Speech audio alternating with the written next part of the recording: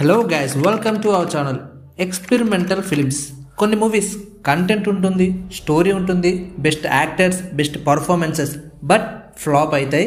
పక్కా ఈ movies hit అయి ఉండాలి, కానీ రాంగ్ టైంలో రిలీజ్ అయ్యి ఫ్లాప్ అయిపోయాయి అని అనుకునే మూవీస్ చాలానే ఉన్నాయి మన తెలుగులో కూడా. అలాంటి మూవీస్లో టాప్ 10 ఫిలిమ్స్ చూద్దాం. నెంబర్ 10 అంజీ. మన మెగాస్టార్ చిరంజీవి గారి one of the best film, directed by కోడి రామకృష్ణ గారు. ఈ మూవీలో ఒక్కో షాట్ ఒక్కో డైమండ్లా ఉంటుంది.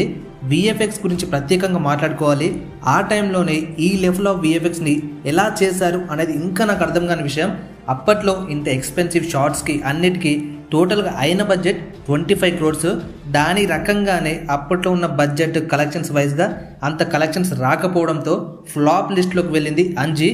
ఆ క్లైమాక్స్లో వచ్చే శివుడి రూపం, ఆ సీన్స్ ఇప్పటికీ మన ఐస్లో కనబడుతూనే ఉంటాయి. అంత టాప్ నోచ్ క్వాలిటీని మెయింటైన్ చేశారు అప్పట్లోనే. ఇప్పుడు వస్తున్న మూవీస్ విఎఫ్ఎక్స్ బడ్జెట్కి, అప్పుడున్న మూవీస్ విఎఫ్ఎక్స్ బడ్జెట్కి అస్సలు సంబంధం లేదు. ఇది one of the best VFX works in Indian cinema. మరి అంజీ మూవీలో మీ ఫేవరెట్ సీన్ ఏందో కింద కామెంట్ చేసి చెప్పండి. నెంబర్ 9 జగడం.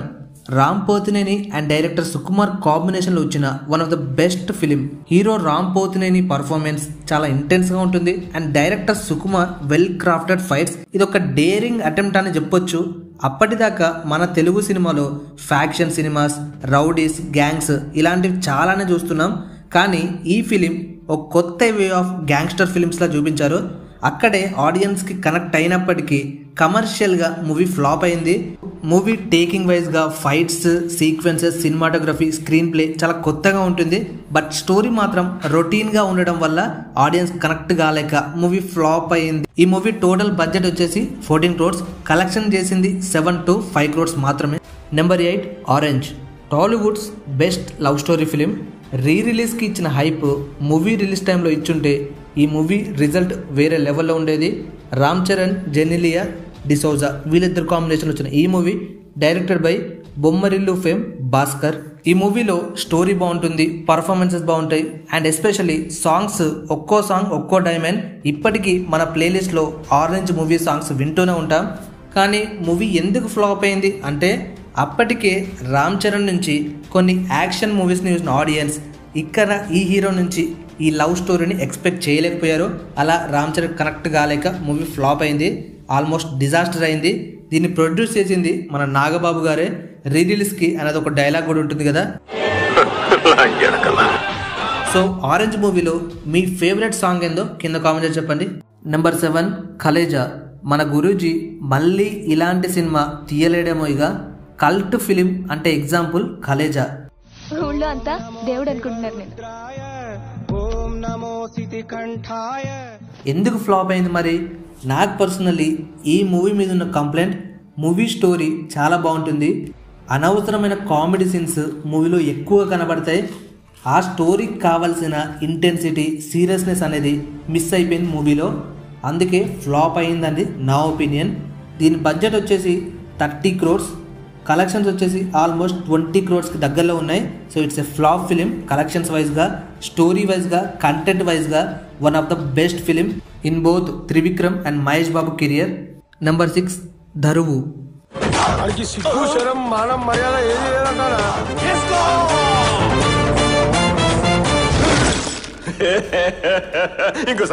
Comedy, story, fights, visuals, performances అన్నీ పర్ఫెక్ట్గా ఉంటాయి.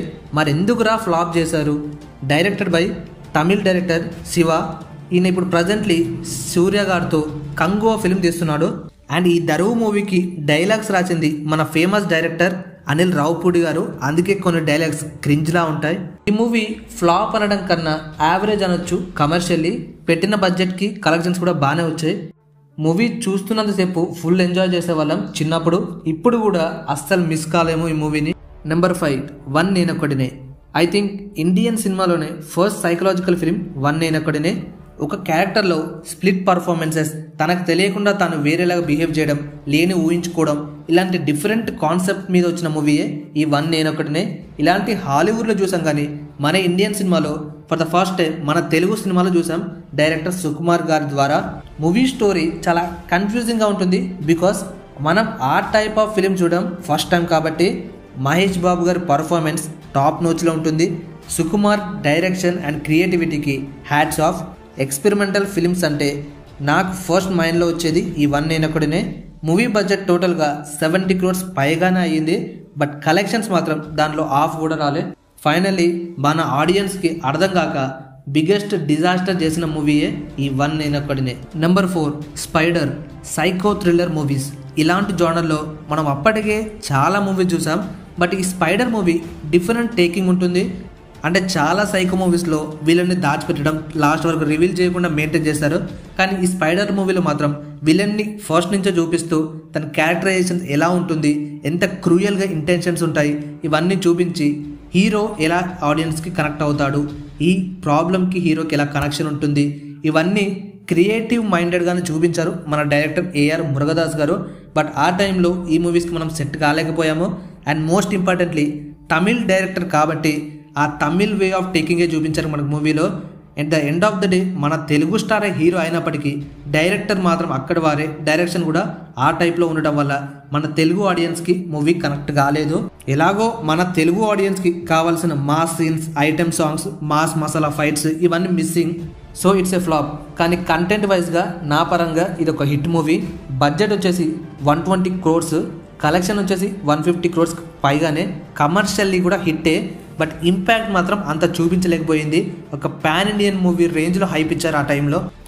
నెంబర్ 3 సాక్ష్యం. మన బెల్లంకొండ శ్రీనివాస్ కెరియర్లో నాకు నచ్చినవి 2 మూవీస్. నెంబర్ 1 రాక్షసుడు అండ్ నెంబర్ 2లో ఈ సాక్ష్యం మూవీ. మూవీ స్టోరీ చాలా కొత్తగా ఉంటుంది. కర్మ అనే కాన్సెప్ట్తో వచ్చింది. చేసిన పాపానికి శిక్ష తప్పదు, పాపం నుండి తప్పించుకోలేము.